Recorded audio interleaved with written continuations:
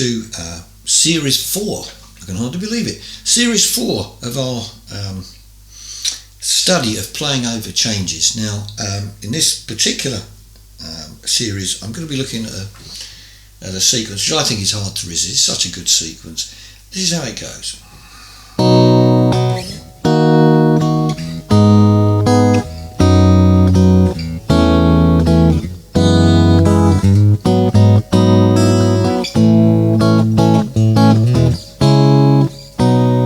It's a cracker, isn't it? So yes, that's what we're going to look at today, and what a sequence it is. So it's got some interesting changes in it, but it's worth noting that although we've got a cavalcade of changes happening there, in principle it's all within a particular key and how that key responds. Most interestingly, we're in the key of B, which is unusual, to put it mildly, in any form of rock music, to be frank. Okay, so although there's a whole load of changes in this sequence, as you would have just heard, if you take them in pairs, you'll find that a lot of these changes crop up with great regularity in other songs, and arguably quite a lot of the sequence crops up in other songs.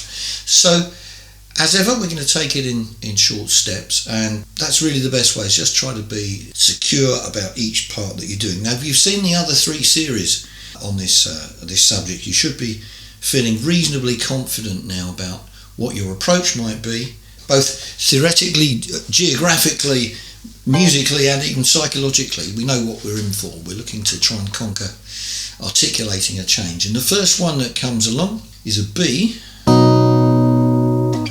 to an E flat minor. Okay. Now, as I've said before, it's very, very important to think about chord shapes and how they align to each other. There isn't an obviously easy E flat minor to play down this end of the neck, so I'm going to use this particular shape here at the 6th fret. Okay, now on the face of it that seems quite a long way away from the B, but then there's no law against us using the pentatonic when we get the opportunity and when we feel it's going to add to what's going on. So if I'm playing a B major pentatonic,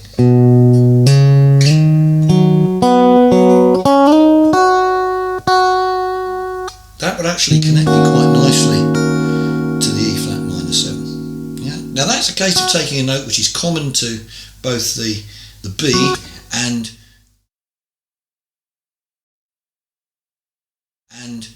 the E flat. Now, whilst that works quite nicely and it's perfectly acceptable to do that, it's also possible to take something which you're not going to find in the B major pentatonic. So suppose I did this. Okay. It's part of the E flat minor, and it's a fret away from our root in the B. So it's a very useful thing to use.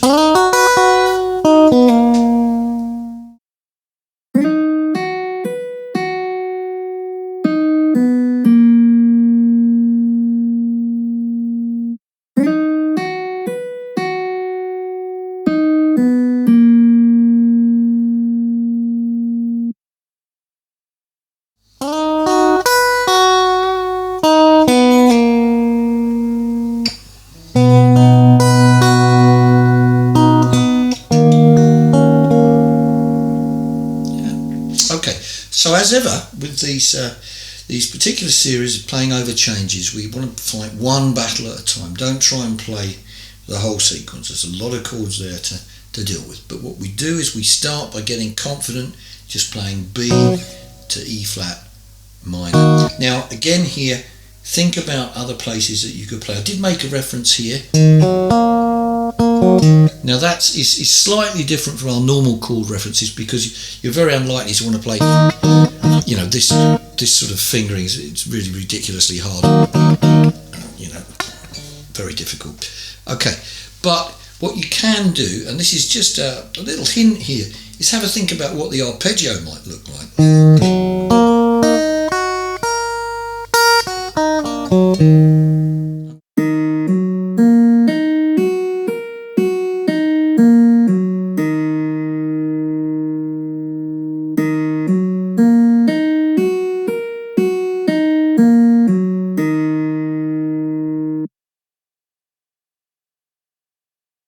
Okay, now I'm going to do plenty of stuff on arpeggios as we go along, but it's really just to put that little seed in your mind and think, well, okay, that's something else that's worth thinking about. Maybe arpeggios will take us on a little stage from just thinking about chord shapes. Anyway, enough about all that for the moment. So that's the end of this segment. Be back with the next bit very shortly. So try and get your hands and your head round that idea of playing between those two chords. Make yourself really comfortable with that, then you're ready for the next bit. Anyway, that's it for now. So thanks very much for watching, and please hit the subscribe button. Bye for now.